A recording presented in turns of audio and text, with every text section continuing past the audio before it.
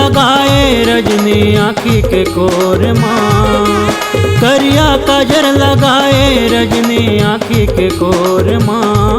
तोरे माया माँ बंधा गे अचरक छोर माँ। तोरे माया माँ बंधा गे अचरक छोर माँ। करिया काजर लगाए रजनी आँखी के कोर माँ। करिया काजर लगाए रजनी आँखी के कोर माँ। तोरे माया माँ बंधा गे अचरक छोर माँ। तोरे माया माँ बंधा गे अचरक छोर माँ।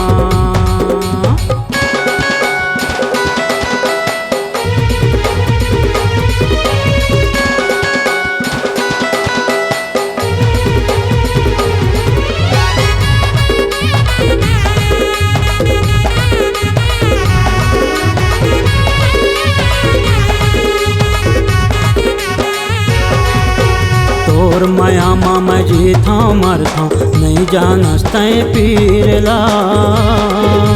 जीवन भर मैं भटकत रहता तोरे तीर माँ। जीवन भर मैं भटकत रहता तोरे तीर माँ।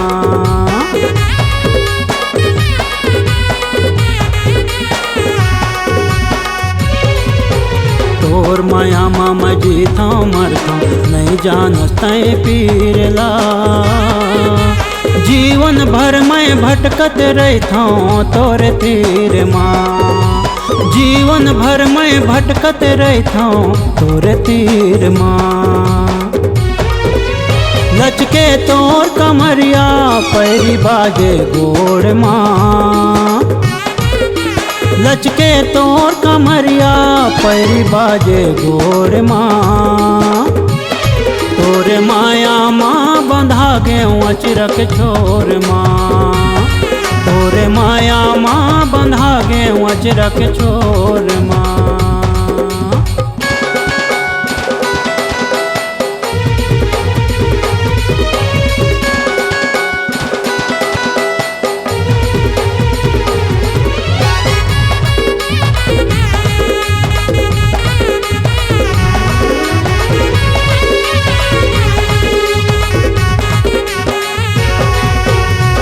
था उमरेली भाटा पारा स्कूल के चौक माँ।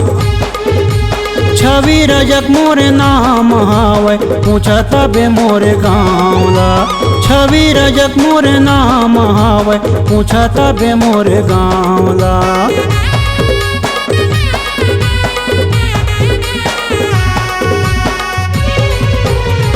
था उमरेली भाटा पारा स्कूल के चौक माँ। छवि रजक मोरे नाम हावे पूछा तबे मोरे गाँवला। छवि रजक मोरे नाम हावे पूछा तबे मोरे गाँवला। मोर जिंदगी के रानी बन जा बंधा ले माया के डोर माँ। मोर जिंदगी के रानी बन जा बंधा ले माया के डोर माँ। तोरे माया माँ बंधा गे अचरक छोर माँ।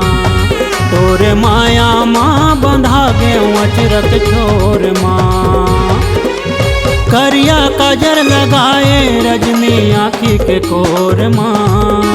करिया काजर लगाए रजनी आँखी के कोर माँ। तोरे माया माँ बंधा गे अचरक छोर माँ। तोरे माया माँ बंधा गे अचरक छोर माँ।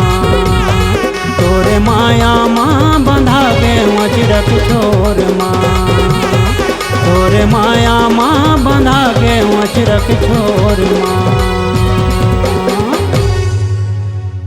अगर आप अपनी आवाज को एक नया आयाम देना चाहते हैं तो चले आइए मल्टी ट्रैक डिजिटल रिकॉर्डिंग के लिए संपर्क करें HK म्यूजिक कंपनी, कोटा डबरी, चांपा, छत्तीसगढ़।